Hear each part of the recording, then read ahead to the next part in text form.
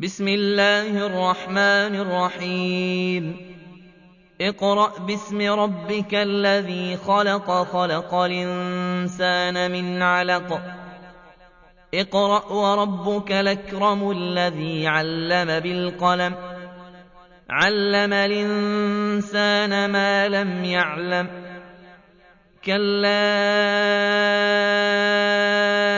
إن الإنسان ليطغى أن رآه استغنى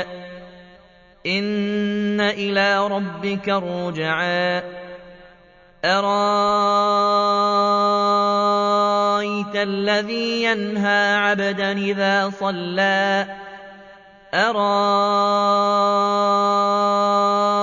إن كان على الهدى